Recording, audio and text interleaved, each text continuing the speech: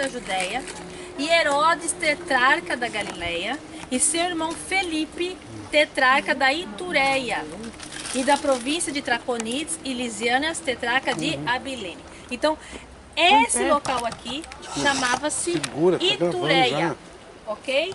A região geográfica onde ficava Cesareia de Filipe e Itureia. Agora, o local.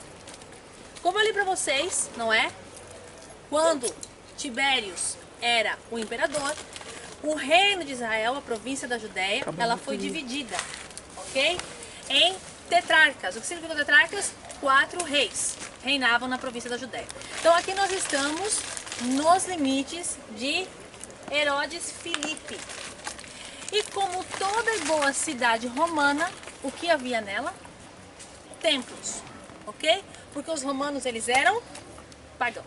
Então olha só, eu vou mostrar aqui para vocês uma ilustração que eu tenho. Eu vou passando, tá bom? Dos templos. Existiam 4 templos aqui. Não precisa pegar, não precisa pegar. Existiam 4 templos aqui, tá bom? Existia o templo Anêmsis, o templo de Zeus, o templo de Pan, a gruta de Pan e o templo dedicado ao duque, tá bom? Então existiam 4 templos pagãos. E as pessoas vinham fazer o que aqui? Orar. Vinham adorar esses deuses pagãos, ok? Agora, significa que isso era um centro de adoração pagã. Muito bem. Um dos deuses adorados aqui, como eu falei para vocês, era o deus Pan, ok? Olha só o deus Pan. O deus Pan era metade bode, cabra e metade homem, porque ele veio de uma mistura de Zeus com uma cabra, tá bom? Assim nasceu Deus Pan. E ele em várias culturas, ele adquire várias formas. Pan em grego significa tudo. Mas a palavra do Deus Pan vem aí a palavra pânico, porque ele assustava as pessoas, ele ficava na selva com uma flauta, tá bom? E ele era, as pessoas traziam vários tipos de adoração a Pan, vários tipos de ofertas a Pan, tá bom? Incluindo sacrifício humano, lá na gruta de Pan, tá bom? Muito bem. Dentro desse cenário todo, que vocês viram que nós viajamos desde o Mar da Galileia para cá, não é perto, vocês viram, não é? Jesus chega aqui com Pedro. E qual a pergunta que Jesus faz aqui a Pedro? Pedro, quem tu disse que eu sou? Agora, a pergunta que eu faço a você é: qual era a necessidade que Jesus tinha de subir para cá com Pedro? Por que Jesus não fez essa pergunta a Pedro lá no Mar da Galileia? Para que chegar aqui para fazer essa pergunta a Pedro? Presta atenção. Lá embaixo do Mar da Galileia,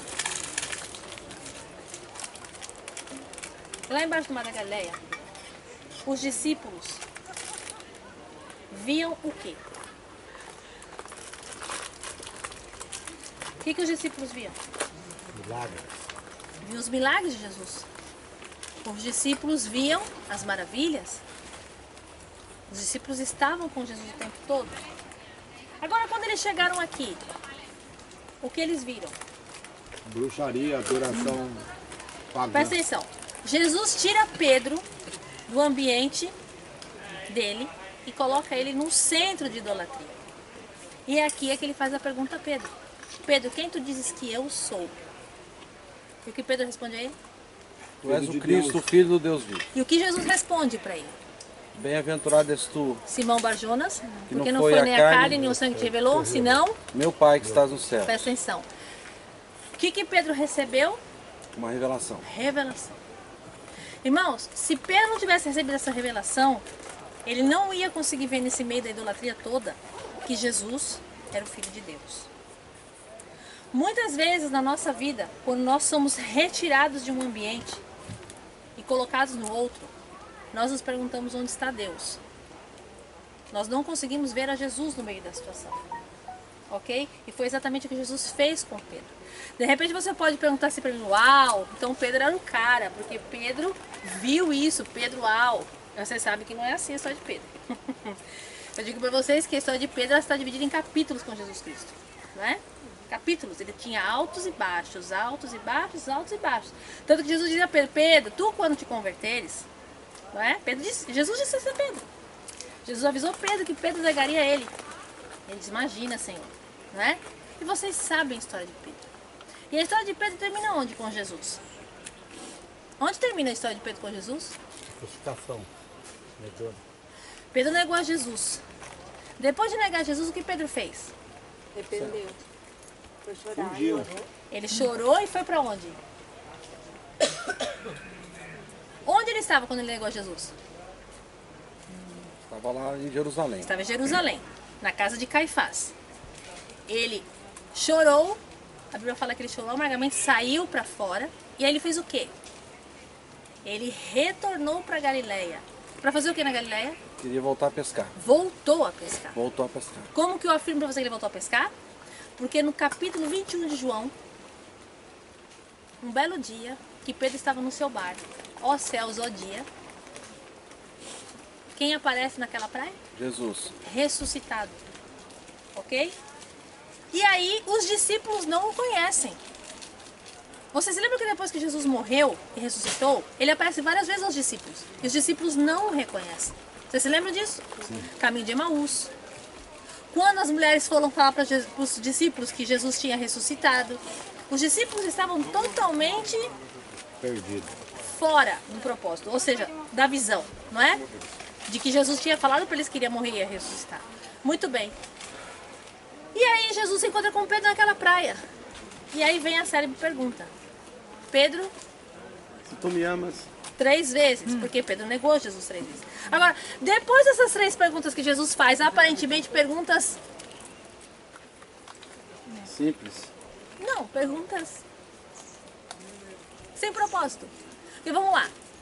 Se Pedro negou Jesus, uma pessoa que nega, é uma pessoa que trai, não é uma pessoa que ama. Sim? Pedro, tu me amas? Tanto que Pedro se constrangiu. Primeira vez, Pedro, Jesus, tu sabes que eu te amo. Então, Assenta meus ovelhas. agora naquele momento, gente, eu quero dizer uma coisa, 2 coisas. Primeiro, se fosse nós, talvez essa não fosse a pergunta que você faria para Pedro. Vem aqui, camarada. Que história é essa que você me negou? Você não me conhece? Você tá tirando onda comigo? Você não me conhece? Você comeu da minha mesa, você viu 3 anos, não me conhece, teve essa coragem de falar isso. Eu tenho certeza que a grande maioria de vocês conhece essa pergunta. É aquela gíria, qual que é a tua? Não é? Jesus não fez essa pergunta. E segundo, ao não fazer essa pergunta, Jesus fez aquilo que é o ministério dele. O ministério da reconciliação. Por que eu digo isso a você? Porque naquele momento, gente, Pedro recebeu de volta o seu ministério apostólico. Porque se você ler o próximo livro, que é o livro de Atos, capítulo 1, 2 e 3, você vai ver que esse mesmo Pedro está onde? Onde ele está? No cenáculo. No cenáculo, fazendo a pregação para as 3.000 almas. Desceu o Espírito Santo, as línguas de fogo. E a partir dali, o evangelho começa a ser pregado. Porque Jesus disse, permanecer em Jerusalém até que do alto... Seja revestido do Espírito Santo. Seja revestido de poder. Então, veja só, esse mesmo Pedro que estava aqui perdido, ó dias, ó céu, ele recebe de volta o seu ministério e tem uma mudança total na sua vida. Total. E ele então começa a pregar o evangelho. Tanto que vocês sabem como Pedro morreu? Crucificado. Cabeça para De baixo. cabeça para baixo. Por quê? Ele não quis ser crucificado como Jesus. Não sou Ele não se digno sentiu de digno. morrer com meu Senhor. Exatamente. Então, olha só. Pedro se converteu. E foi crucificado em Roma. Pedro se converteu, ok? Então, gente, o que eu quero dizer para vocês é o seguinte. Que esse local, ok? Também chamado Banhas, isso era um nome... perdão. Banhas. Era chamado Panhas, do deus Pan. Com a conquista árabe, os árabes não pronunciam a letra P. Como nós sabemos que esse é o pronúncio B, ok? Por isso que se fala Alibaba. Na verdade não é Alibaba, é Alipapa. Papa de pai, mas o árabe não pronuncia o P. Então é Baba, ok? Então passou a ser Banhas. Então Cesareia de Filipe, Panhas, Banhas, ok? É o nome do local. E era esse grande centro de idolatria. E vocês estão vendo ali a água. Aquela água é o rio Banhas, que é o segundo rio que forma o Jordão.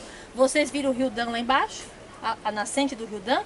Aqui é a nascente do Banhas. Ele vai se unir a mais um rio, o Hatzbani. E aí eles vão formar o rio Jordão lá embaixo, ok?